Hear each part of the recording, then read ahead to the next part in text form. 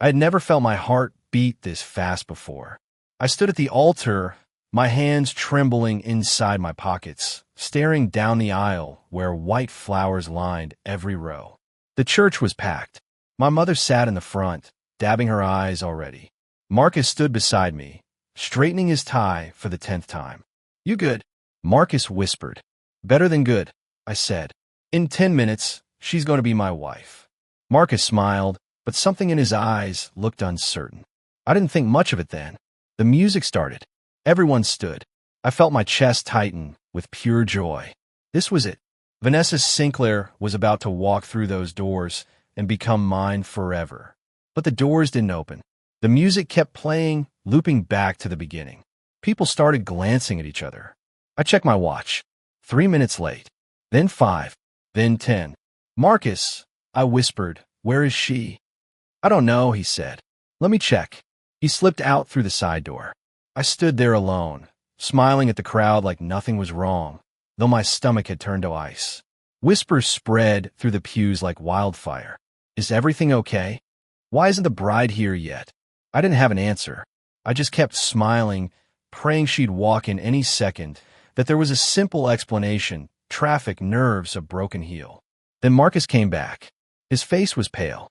He walked straight to me and pressed a folded note into my hand. I unfolded it, my fingers shaking.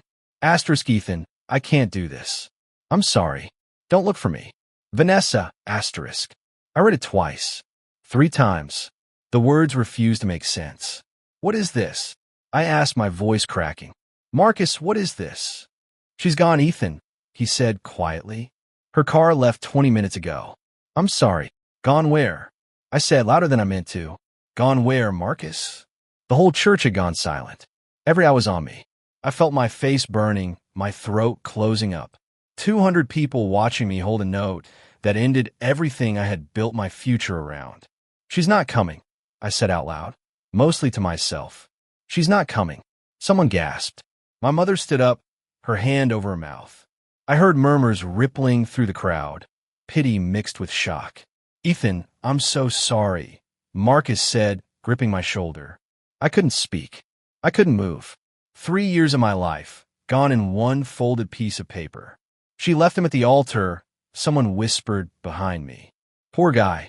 The humiliation hit harder than the heartbreak. I felt every stare like a blade. I wanted to run, disappear, vanish into the floor beneath me. But my legs wouldn't move. That's when I saw her. In the first row, quiet and still while everyone else buzzed with gossip, sat Claire Bennett. She wasn't whispering. She wasn't staring at me with pity like the others. She was just watching me, her eyes soft, steady, like she actually cared what happened to me next. I don't know what came over me. Maybe it was anger. Maybe it was desperation. Maybe some broken part of my pride needed to prove that I wouldn't be destroyed in front of everyone. I walked straight to her. "Claire," I said. She blinked, startled. "Ethan?" "What?" "Marry me," I said. The whole church gasped. My mother said my name in shock. Marcus grabbed my arm. "Ethan, what are you doing?" he hissed. "Marry me," I said again, ignoring him, my eyes locked on Claire. "Right now. Today." "Ethan, you're not thinking clearly," Claire said, standing up slowly. "You just got left at the altar. You don't mean this." "I've never meant anything more in my life," I said, though even I didn't fully believe it. "Please, Claire, I can't walk out of here broken. Not like this." She searched my face for a long moment. I saw hesitation there, confusion, maybe even fear. But she didn't say no. "Okay," she whispered. "Okay." I repeated, stunned. "Okay," she said again, firmer this time. The church exploded into chaos, voices rising all around us, but I barely heard any of it. I only heard her answer echoing in my mind. By that afternoon, we stood in a small courthouse office, signing papers under fluorescent lights. My hand still trembled, though for a different reason now. Claire signed her name beside mine, her handwriting steady despite everything. "You don't have to do this," I said quietly. "You can still change your mind." She looked up at me. "I know," she said, "but I'm not changing it." I stared at her, this woman I barely knew beyond childhood memories, now legally my wife. Hours ago, I was supposed to marry Vanessa Sinclair. Now I was starting a marriage with Claire Bennett instead. A decision built entirely from heartbreak, pride, and a stranger's quiet kindness. I had no idea what I had just done. I only knew there was no turning back now. I sat on the couch in my apartment that night, staring at the marriage certificate on the coffee table like it might change into something else if I looked at it long enough. It didn't. Claire Bennett was my wife. Real, legal, permanent. "You've been staring at that paper for 20 minutes, Claire said, walking in with 2 cups of tea. She set one in front of me. "Sorry," I said. "This is just a lot." "For both of us," she said, sitting across from me. I looked at her properly for the first time since the courthouse. Brown hair pulled back, tired eyes, still wearing the same green dress from the wedding. My wedding. The one that wasn't supposed to happen like this. "Claire, I have to ask," I said. "Why did you say yes? You could have just walked away. Let me make a fool of myself alone." She wrapped her hands around her cup. "Would you believe me if I said I don't fully know either? Try me." She was quiet for a moment. "I've known you since we were 12, Ethan. You used to walk me home when kids made fun of my stutter. You probably don't even remember that." "I remember," I said softly, "when I saw you standing up there today, falling apart in front of everyone. I couldn't just sit there and watch." She paused. "Maybe that's not a good enough reason, but it's the truth." Before I could respond, my phone rang. My mother.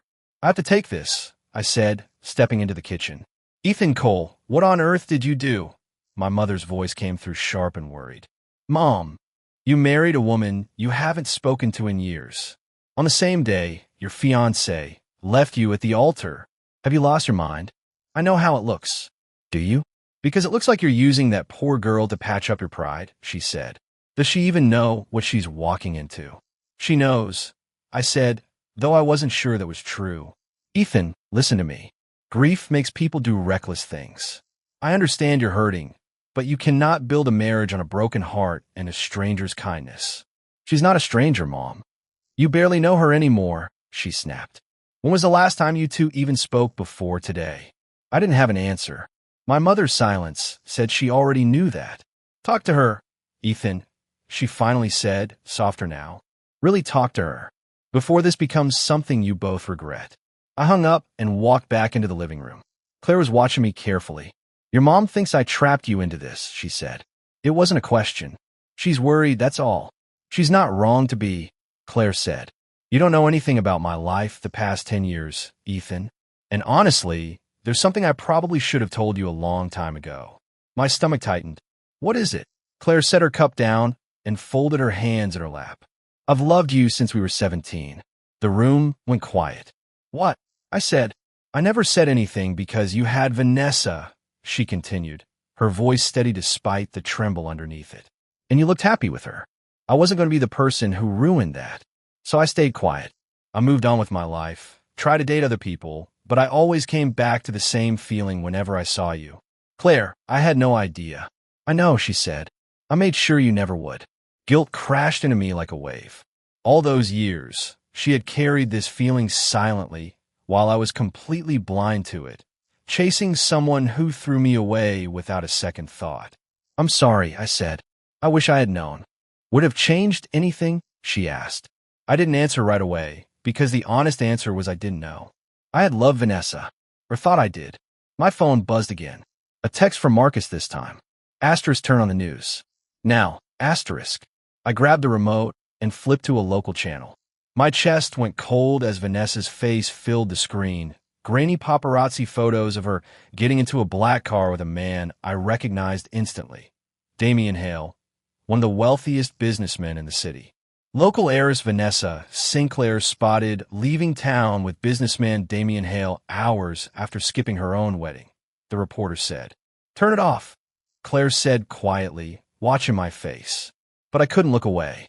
Damien Hale wasn't just some random man. He had ties to Richard Sinclair, Vanessa's father, business partners, rumored investors in each other's companies for years. "This wasn't sudden," I said slowly, the pieces clicking together in my mind. She didn't just panic and run. She left with him, planned, organized. "Ethan, her father's company has been struggling for 2 years," I said, standing up, my hands clenched. And Damien Hale just happens to be there the exact day she leaves me. Claire didn't say anything. She didn't need to. The look on her face told me she was thinking the same thing I was. This wasn't heartbreak. This was a transaction, and I had been the price paid to make it happen. I drove straight to Richard Sinclair's office the next morning. I didn't call ahead. I didn't want to give him time to prepare an excuse. His assistant tried to stop me at the door, but I pushed past her and walked straight into his office. Richard sat behind his desk, unbothered, like he'd been expecting me. "Ethan," he said, not even looking up from his papers. "I wondered how long it would take you. Where is she?" I demanded. "Vanessa is exactly where she needs to be," he said calmly. "That's not an answer, Richard." He finally looked up, setting down his pen with irritating patience. "Sit down, Ethan. I'll stand. Suit yourself." He leaned back in his chair. "What do you want to hear? That my daughter panicked? That she made a mistake? None of that is true, and I think you already know it. Tell me the truth then," I said. "Tell me why she left me at the altar to run off with Damien Hale." "Because it makes business sense," he said flatly. The words hit me like a slap. Business sense? My company has been bleeding money for 2 years, Ethan. You know that. Everyone in this industry knows that. He folded his hands on the desk. Damien's investment firm agreed to a merger that saves everything I've built on one condition. Vanessa marries him. "So you sold your daughter," I said, disgust rising in my throat. "I secured our future," he corrected. "And what was I? A rehearsal?" Richard actually smiled, cold and thin. "You were a good match once, before the numbers changed. Nothing personal, Ethan. This is simply how the world works." "Nothing personal?" I said, my voice rising. "I loved her. I was ready to spend my life with her." "Love doesn't pay off debt," Richard said. "I'd have thought a smart man like you would understand that by now." I stood there, stunned into silence.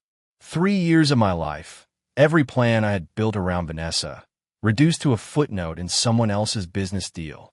I wasn't heartbroken anymore in that moment. I was furious. "You could have told me," I said. "Instead of humiliating me in front of 200 people.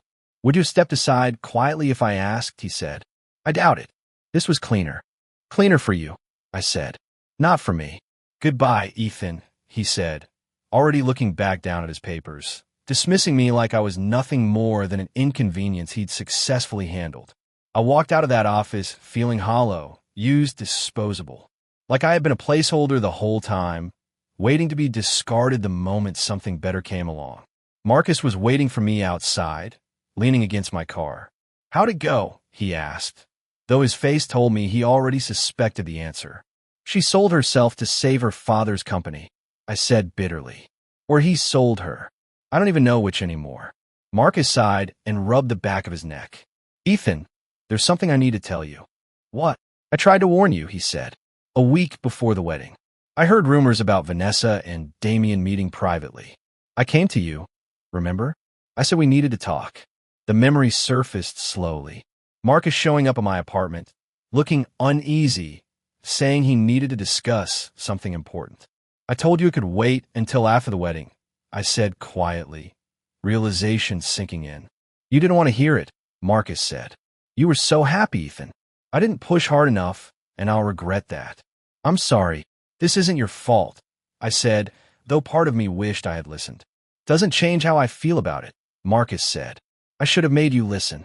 I drove home in silence after that, replaying every warning sign I had ignored, every excuse I made for Vanessa's distant behavior these past few months. I had been so blind, so eager to believe in a future that was never real to begin with. Claire was in the kitchen when I walked in, chopping vegetables like it was any normal evening. She looked up and immediately set the knife down. "You look terrible," she said. "I feel terrible," I admitted. "Sit," she said, guiding me to a chair. "Talk, or don't talk. Whatever you need." I told her everything. Richard's cold confession, Marcus's guilt, the entire arranged betrayal laid out plainly in front of me.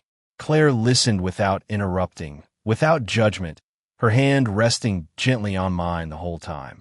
"I'm sorry, Ethan," she said when I finished. "That's an awful thing to learn. I keep asking myself what I did wrong," I said. "But I don't think I did anything wrong.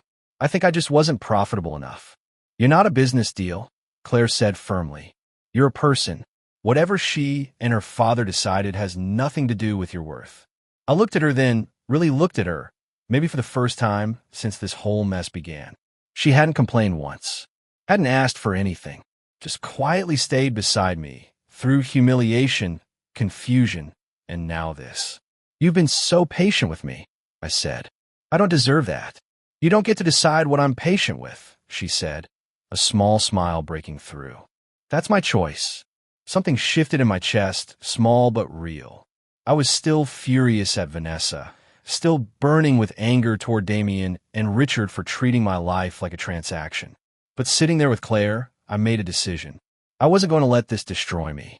I wasn't going to stay the broken man standing alone at that altar. Vanessa and her father wanted a clean business deal. Fine. I would show them exactly what they threw away. I threw myself into work the way some people throw themselves into a fire, hoping it would burn away everything else I was feeling. You've been here since 6, Claire said, walking into my office with 2 coffees, setting one on my desk covered in blueprints. Couldn't sleep, I said. That's the 4th night in a row. She sat across from me. Ethan, you can't outwork Heartbreak. Watch me try, I said, only half joking. She sighed and picked up a stack of invoices from my desk. These are a mess, by the way. Did anyone ever organize your finances? I have an accountant. Your accountant is drowning, she said, flipping through the papers. You're overpaying 2 vendors and underbilling 3 clients. Have you even looked at these numbers? I blinked. You understand that stuff? I managed budgets for a nonprofit for 6 years, she said. Numbers were kind of my whole job. I didn't know that.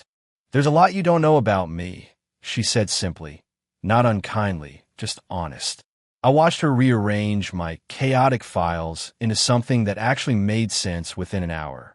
It struck me how little I'd bothered to ask about her life these past 10 years, and how much I'd been missing.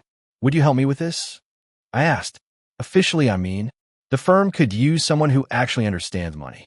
Claire looked up, surprised. You want me working here? I want my business not to collapse, I said. And I trust you. She considered it for a moment.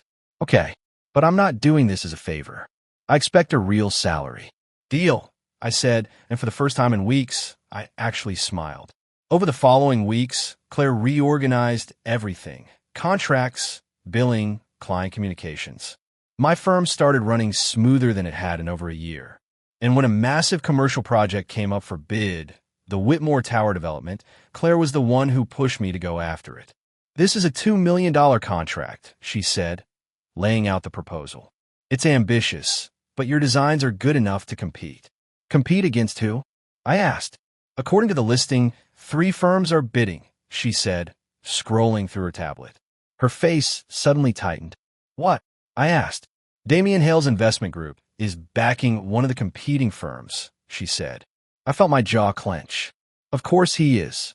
Do you want to walk away from it? Claire asked carefully. No, I said. I want to win it. We worked nonstop for 2 weeks straight, refining every detail of the pitch. Claire handled the numbers, negotiating better terms with suppliers, while I focused on the design. Late nights turned into shared dinners at my desk, tired laughter over coffee stains and blueprint mistakes. You're humming, Claire said one night, not looking up from her laptop. No, I'm not. You are. You do it when you're actually happy. I forgot you used to do that. I hadn't realized it myself. Guess rebuilding my life keeps me busy enough to forget how miserable I am. Is that all it is? She asked, glancing at me. Busy. I paused, unsure how to answer honestly. No, I admitted. Not just that. She smiled slightly and went back to her laptop, letting the moment sit without pushing it further. When the Whitmore Tower committee finally announced their decision, Claire burst into my office waving her phone. We got it, she said. Ethan, we got the contract. I stood up so fast my chair nearly tipped over. Are you serious?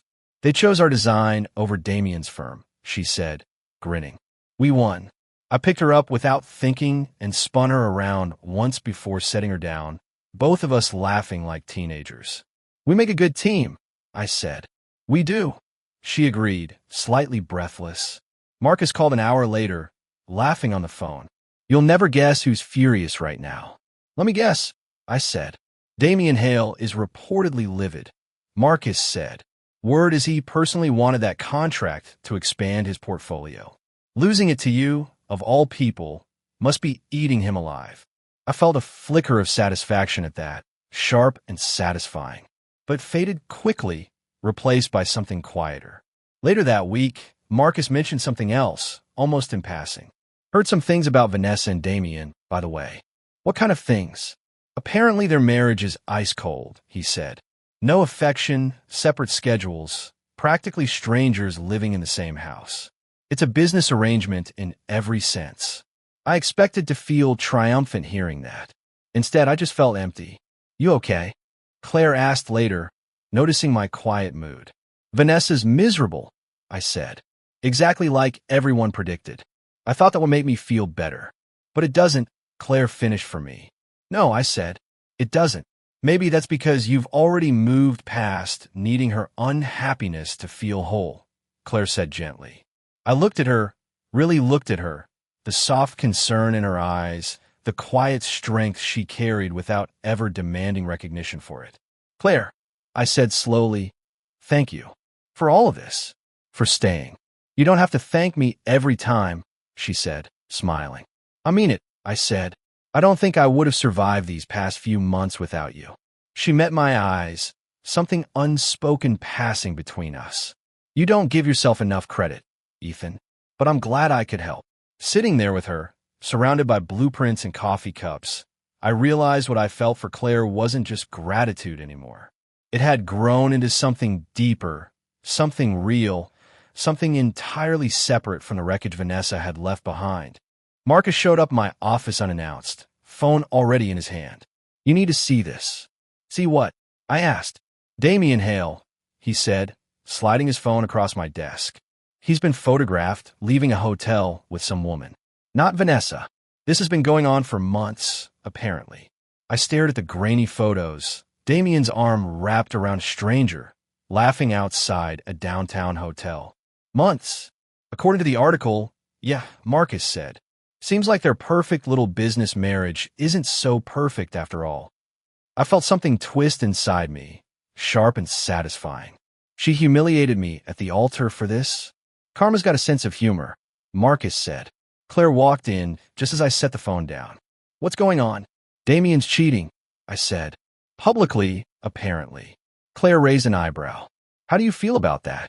Honestly, I said, satisfied. Maybe more than I should be. That's understandable, she said carefully. Just don't let it become the only thing you feel. Her words settled into me quietly, a gentle warning I didn't fully understand yet. 2 days later, more news broke. Richard Sinclair's company was under investigation for reckless investments, all traced back to decisions Damien had pushed through without proper oversight. Stocks dropped. Partners pulled out. The empire Richard had sacrificed his daughter to protect was collapsing anyway. This is exactly what I said would happen, I told Claire that evening, scrolling through the news on my phone. You sound almost proud, she said. Maybe I am, I admitted. They built their whole future on betrayal.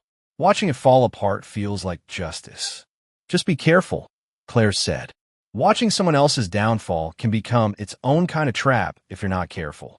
I didn't fully grasp what she meant until 3 days later, when my phone rang and Vanessa's name appeared on the screen. I stared at it for a long moment before answering. Hello. Ethan, Vanessa said, her voice smaller than I remembered. Please don't hang up. What do you want, Vanessa? Can we meet? She asked. Please. Just once. I need to explain. Explain what exactly? That you sold yourself to save your father's company. Please, she said, and I heard something crack in her voice. 5 minutes. That's all I'm asking. I hung up without answering and sat there, phone still in my hand. Was that her? Claire asked from the doorway. She wants to meet? I said. Claire's expression stayed calm, though I caught the flicker of something underneath it. Are you going to go? I don't know, I admitted. Would it bother you if I did? She considered the question honestly instead of rushing to answer. I trust you, Ethan. Whatever you decide, I trust you to make the right choice. Just don't do it because you owe her something. You don't. I don't owe her anything, I said. Then go if you need closure, Claire said. Not because she's asking for it. I met Vanessa 2 days later at a quiet cafe outside the city, somewhere far from prying eyes. She looked different, thinner, tired, none of the polished confidence I remembered from our engagement. "Thank you for coming," she said as I sat down. "You have 5 minutes," I said. "Start talking." "I'm sorry, Ethan," she said immediately. "For everything. The wedding, the note, all of it. I was scared of my father." "Your father sold you to Damien for a business merger," I interrupted. "I already know the whole story, Vanessa. I don't need you to repeat it." She flinched. "I made a mistake." "You made a choice," I corrected. "There's a difference." "Damien's cheating on me," she said, tears welling up. "Everyone knows it. My father's company is falling apart. I have nothing left, Ethan.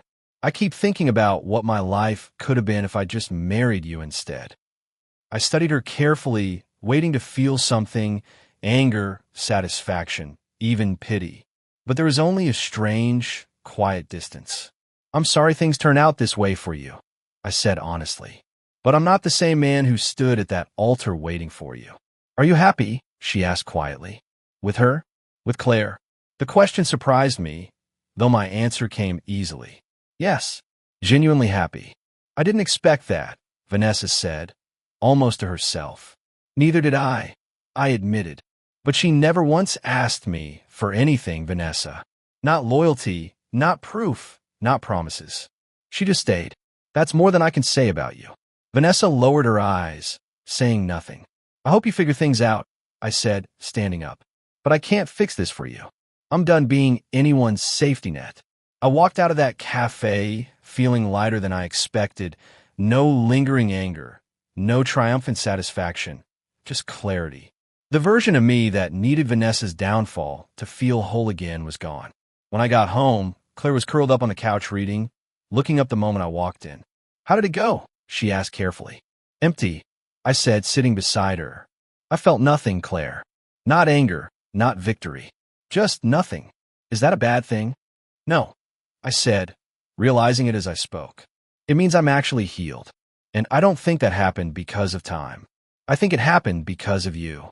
Claire smiled softly, setting her book aside. "You did most of that work yourself, Ethan." "Maybe," I said, "but I couldn't have done it without you standing beside me the whole way." I reached for her hand, and for the first time since that disastrous wedding day, I felt completely, peacefully certain about exactly where my life was heading. Vanessa showed up at my office unannounced this time. No phone call, no warning.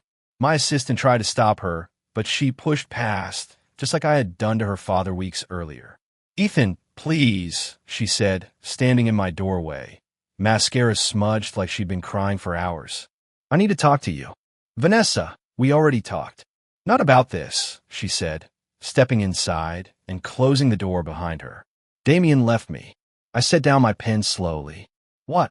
"He's gone," she said, her voice breaking. "The moment my father's company started collapsing, he filed for divorce. He never cared about me, Ethan. He only wanted the merger." "I'm sorry that happened to you," I said, and I meant it, even if sympathy was all I had left to offer. "I made the biggest mistake of my life," she said, moving closer. "I chose money over you, over real love, and I've regretted it every single day since." "Vanessa, leave Claire," she said suddenly, the words rushing out. "Come back to me, Ethan. I still love you. I never stop." The room went silent for a moment. Old memories flickered through my mind unwillingly. Her laugh, our first date, the ring I once picked out so carefully. For a brief second, something old and familiar stirred inside me. "You still love me," I repeated slowly. "I do," she said, hopeful now, mistaking my hesitation for consideration. "We can start over. Forget everything that happened." "Forget everything?" I said. "Vanessa, you left me at the altar for a business deal. You only came back now because that deal fell apart." "That's not fair," she said. "Isn't it?" I asked. "If Damien hadn't left you, if your father's company was thriving right now, would you be standing here saying any of this?" She hesitated, and that hesitation told me everything I needed to know. "I thought so," I said quietly. "Ethan, please," she said, tears falling freely now. "I know I hurt you, but I know you still feel something for me." I saw it in your eyes just now. I thought about Claire in that moment.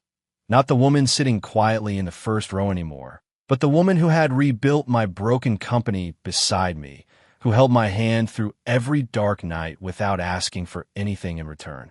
You're right, I said. For a second, I felt something. Old habits, maybe. Memories I hadn't fully let go of. Hope flashed across her face. But that's not love, Vanessa, I continued. That's nostalgia. Real love doesn't show up only after everything else fails. Real love stays through the mess, through humiliation, through uncertainty. Claire did that. You didn't. I can change, she said desperately. Give me a chance to prove it. You had every chance, I said firmly. You chose convenience over commitment. And now that convenience abandoned you. You're here looking for a replacement plan. I won't be anyone's fallback option, Vanessa. Not again. Ethan, please. I'm sorry things fell apart for you, I said, standing up. I genuinely am. But my answer is no. I'm not leaving Claire. Not for you. Not for anyone. She stood there, stunned into silence, tears streaming down her face. For the first time since this whole ordeal began, I felt nothing but calm certainty in my chest. I hope you find peace eventually, I said. But it won't be with me. She left without another word, and I let out a breath I didn't realize I'd been holding. That afternoon, Marcus called with more news. Richard Sinclair's company officially filed for bankruptcy, he said. Complete collapse. Word is Damien walked away with most of the remaining assets before it fell apart. He planned this from the start, I said, piecing it together. Marry into the company, drain what he could, then abandon ship the moment it stopped being profitable. Looks that way, Marcus said. Richard's reportedly devastated. Lost everything. The company, his reputation. Even Vanessa barely speaks to him now. Later that evening, a short statement from Richard circulated through business news outlets. I read it twice, surprised by the raw honesty in it. Asterisk. My ambition cost me my daughter's happiness and my own integrity. I sacrificed everything that mattered for numbers on a page, and I lost everything anyway. Asterisk. I felt no satisfaction reading it. Just a quiet, sad acknowledgement that greed had finally caught up with him, far too late to fix any of the damage it caused. I drove home that night, replaying the entire conversation with Vanessa in my mind. The temptation to return to something familiar, something that once felt safe. But familiar wasn't the same as right. Claire was in the kitchen when I walked in, humming quietly while cooking dinner. You're home early, she said, glancing over her shoulder. Vanessa came by the office today, I said. Claire paused, turning to face me fully. What did she want? Me, I said honestly. She wants me back. Said she still loves me. Claire's expression stayed carefully neutral. And what did you say? I said no. I said simply, Claire, I don't want her. I want this. I want you. Relief washed over her face, though she tried to hide it. You're sure? Completely sure, I said, closing the distance between us. I finally understand the difference between convenient love and real love. You showed me that difference every single day since that wedding disaster. I didn't do anything special, she said quietly. You stayed, I said. That's the most special thing anyone's ever done for me. I pulled her into my arms, feeling steady and certain for the first time in months. Whatever life Richard and Vanessa had built on ambition and convenience had crumbled completely. But standing there with Claire, I finally felt like I was building something real, something honest, something worth keeping. 6 months had passed since that courthouse signing, and here I was, standing at another altar. But this time, everything felt different. You're not nervous, are you? Marcus asked, adjusting his jacket beside me. Not even a little, I said, and meant it completely. The venue was small, nothing like the grand church from before. Just a garden behind my mother's house, string lights hanging between the trees, maybe 30 chairs filled with people who actually mattered. Marcus, my mother, Claire's parents, a few close friends. No business partners. No cameras. No pressure. Funny how things work out, Marcus said quietly. Last time you stood at an altar, I was the one delivering bad news. This time you're just standing here, smiling like an idiot, I said. Can't help it, he said. I've watched you rebuild everything these past months. Feels good seeing it come full circle. My mother approached, eyes already glassy. You look happy, Ethan. Truly happy. I am, Mom, I said. This time it's real. I know, she said, squeezing my hand. I can see it. The music started, soft and simple. Nothing like the dramatic orchestra from before. I stood there, waiting, but this time my heart wasn't racing with anxious hope. It was steady, calm, certain. Then I saw her. Claire walked down the short garden aisle in a simple ivory dress. No veil, no elaborate train, just her exactly as she was. She caught my eyes immediately and smiled. The same warm, steady smile she'd given me from the first row all those months ago. I remembered that day clearly. Chaos all around me, humiliation burning through my chest, and Claire sitting quietly, watching me with genuine concern while everyone else buzzed with gossip and pity. She hadn't come for a spectacle. She'd simply been there, present, unwavering. She reached the altar and took my hands. Hi, she whispered. Hi, I said back, smiling. The officiant, a close family friend, cleared his throat gently. Ethan and Claire have asked to keep this simple, so we'll go straight to the vows. I turned to face her fully, taking a steady breath. Claire, I started. The first time I stood at an altar, I was terrified of being left. This time, I'm not afraid at all, because I know you're not the kind of person who leaves. You proved that the very first day, when you sat quietly in that first row and chose to stay, even when everything around us was falling apart. Her eyes glistened, but she kept her composure, listening. You never asked me for grand promises, I continued. You never needed proof of loyalty or forced declarations. You just stayed, through humiliation, through rebuilding, through every hard night I didn't think I'd survive. I used to think love was about big gestures, perfect weddings, promises whispered under pressure. But you taught me love is quieter than that. It's who shows up when nothing is easy anymore. Claire wiped a tear, laughing softly. You're going to make me cry before I even say my part. Take your time, I said, smiling. She took a steadying breath. Ethan, I loved you quietly for years, never expecting anything in return. I told myself that was enough, just watching you happy from a distance. But when everything fell apart for you, I realized I couldn't just watch anymore. I had to be there completely, without conditions. She squeezed my hands tighter. I'm not marrying you today because of what happened at your first wedding, she continued. I'm marrying you because of everything we built afterward. Every late night at the office, every small victory, every moment you let me see who you really are underneath all that pain. This isn't a rebound, Ethan. This is real. This is home. I felt my throat tighten with emotion I didn't bother hiding. I love you, I said simply. I love you too, she said back. The officiant smiled. By the power vested in me, I now pronounce you husband and wife. Ethan, you may kiss your bride. I pulled Claire close and kissed her gently, the small crowd erupting into applause and laughter around us. No chaos, no whispered gossip, no folded note ruining everything. Just quiet, genuine joy. Later that evening, as the small reception wound down, I found Claire standing near the garden fence, looking up at the stars. Penny, for your thoughts? I asked, walking up beside her. Just thinking about everything that's happened this year, she said. Feels like a lifetime ago that you turned around at that first altar and asked me to marry you out of nowhere. Best impulsive decision I ever made, I said. Even though it started as a disaster, she asked, smiling. Especially because it started as a disaster, I said. If Vanessa hadn't left, I never would have turned around and seen you sitting there. I never would have known what real loyalty looked like. Claire leaned her head against my shoulder. Do you ever think about her? Vanessa, I mean. Sometimes, I admit it honestly. Mostly I just feel grateful now. Her betrayal led me straight to you. Funny how life works, Claire said softly. Funny how the right person was sitting quietly in the first row the whole time, I said, while I was busy chasing the wrong one down the aisle. She laughed, wrapping her arms around me. I held her close, looking up at the same stars, feeling something I hadn't felt in years, complete, steady peace. I had walked into that first wedding expecting the fairy tale, expecting perfect promises and grand gestures. Instead, Life handed me heartbreak, humiliation, and betrayal. But somewhere in the wreckage, it also handed me Claire, patient and unwavering, choosing to stay when staying was hardest. I finally understood what love actually meant.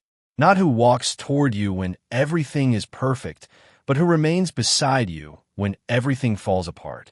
Standing there with Claire in my arms, surrounded by people who genuinely loved us, I felt something I had been searching for my entire life. I finally felt home.